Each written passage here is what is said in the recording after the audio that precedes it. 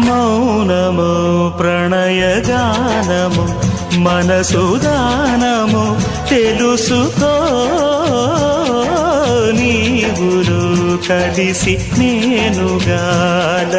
తోడుగా పిలిచి వలచాలే శిలలే చిగురించిన శిల్పం చెలిగా పిలిచే